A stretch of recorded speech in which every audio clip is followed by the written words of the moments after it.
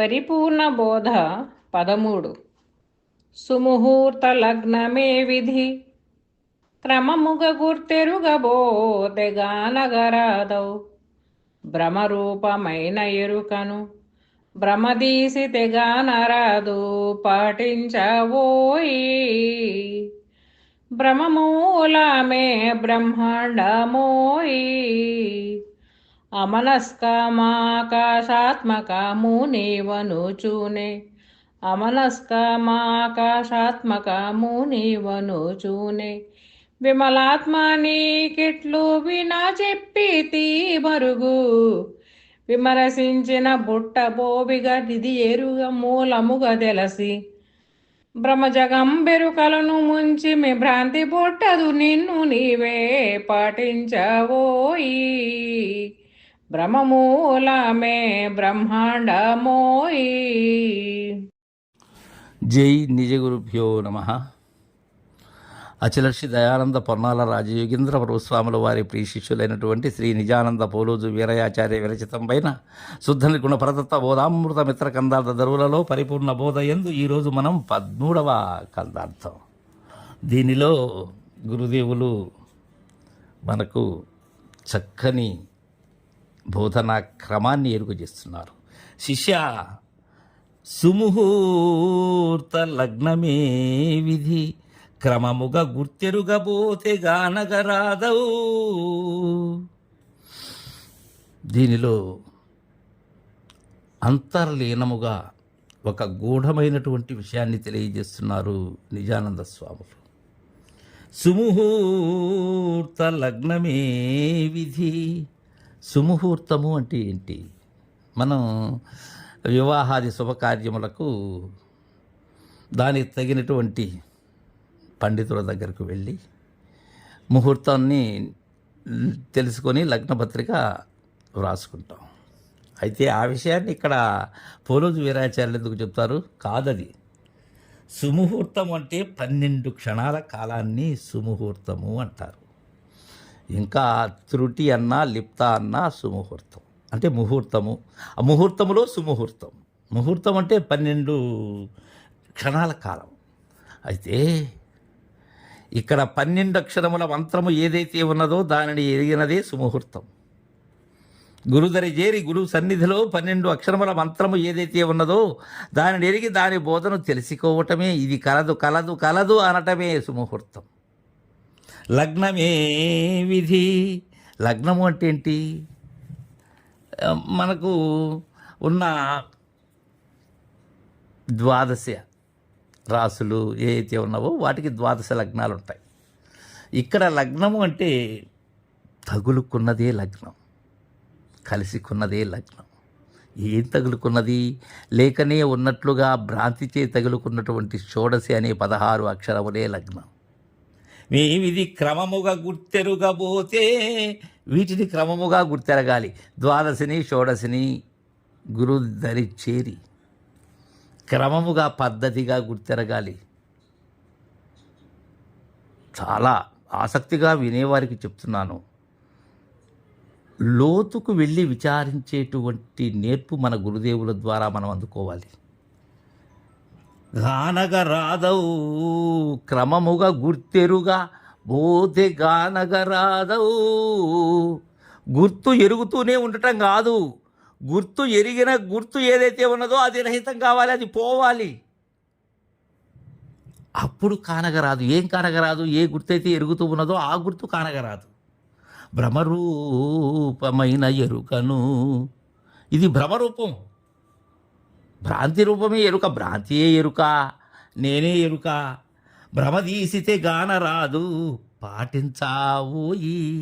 భ్రమమూలమే బ్రహ్మాండమోయి.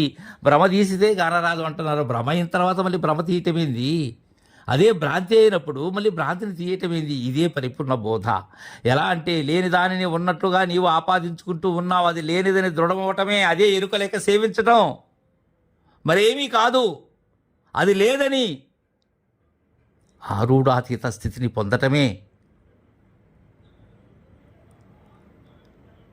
సర్వము భ్రమ అని గుర్తెరిగి అది లేనిదని ఏనాడైతే గురు చరణముల మీద వ్రాలి తెలుసుకుంటావో, గురు నోట వింటావో, గురు కంట కంటావో, ఇక భ్రాంతి ఎక్కడున్నది? బ్రహ్మమూలమే బ్రహ్మాండ మోయి. ఈ సమస్తమైనటువంటి అండబిండ బ్రహ్మాండములు, చతుర్దశ భువనములు, నేను, నాతో ఏర్పడినటువంటి సమస్త జగజ్జాలము అంతా కూడా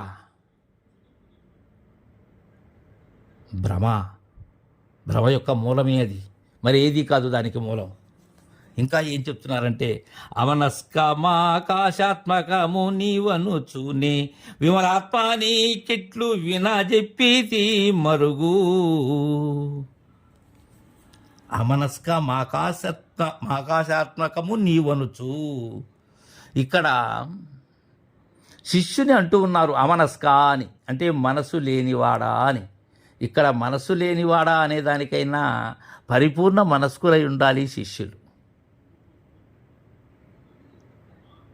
అయితే అమనస్కం ఆకాశాత్మకము, ఆకాశాత్మకమైనటువంటిదే కదా ఈ ఎరుక జగత్తు. ఆత్మ అనే సర్వసాక్షి అయిన ద్రష్ట ద్వారా ఏర్పాటైనదే కదా, లేకనే కలిగినదే కదా సమస్తం. అక్కడ ఆకాశ వాయు మిళితమైనటువంటిది మనస్సు.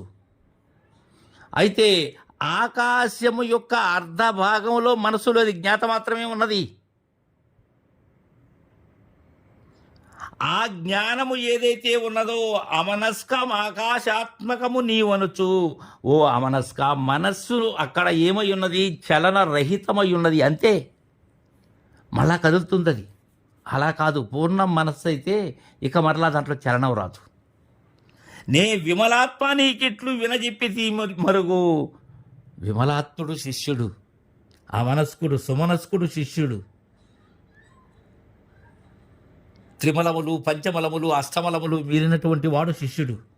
కాబట్టి నీకు వినజెప్తూ ఉన్నాను అయ్యా.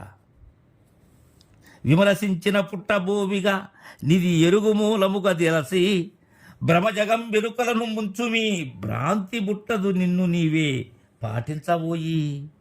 విమర్శించిన పుట్టబోవిగా, మాటలతో కాదు విమర్శించాలి. ఎక్కడ విమర్శించాలి? గురువాక్యములో విమర్శించాలి. గురువాక్యములో నిన్ను నీవు విమర్శించుకొని నిన్ను చూడాలి. నా సాయి చూడాలి. నా సాయి చూడకపోతే బోధ కుదరదు. అలా విమర్శించాలి. అలా విమర్శిస్తే పుట్టబోవిక నీలో ఇక ఈ సంకల్పము అనేటువంటిది కలగదు. తెలుసుకో శిష్య, మూలముగా జలసి భ్రమ జగం బెరుకలను ముంచుమి అంటున్నారు. వీటిలో ఒకదాన్ని ముంచితే చాలు, భ్రాంతి లేకపోతే చాలు, అన్నీ మునిగిపోతాయి. భ్రమ, జగత్తు, ఎరుక. భ్రమే తెలివి, ఈ శరీర జగము. వీటిని ఏం చేయమంటున్నారు? ముంచుమి అంటున్నారు. ఎక్కడ ముంచాలి? అచలాబ్ధిలో ముంచాలి. ఇంకెక్కడ ముంచినా మరలా లేస్తాయి ఇవి. గురు సైగా అయినటువంటి ఆ అచల సాగరంలోనే ఇవి లేకపోతాయి. అయితే అచల సాగరాన్ని నీవు దర్శించాలి. నీవు ఉన్నది అచల సాగరంలోనే, భద్రాచలంలోనే ఉన్నావు నీవు. కానీ భద్రమైన అచలమును కానలేక రాముని ఆ విశ్వరూపాన్ని మాత్రమే చూస్తున్నావు. ఆ విశ్వరూపమే నీవు. నీవు లేనట్లయితే ఉన్నది భద్రాచలం ఎప్పుడూ ఉన్నది, అచల సాగరం ఎప్పుడూ ఉన్నది. అయితే దానిలో ముంచవలసినది ఏది? భ్రాంతి, జగము, ఎరుకలను. అలా ముంచినట్లయితే భ్రాంతి పుట్టదు, నిన్ను నీవే పాటించబోయి. ఏంటంటే గురువు మనకు చుక్కాని తెలియచేస్తాడు. ప్రయాణం చేయవలసింది శిష్యుడు,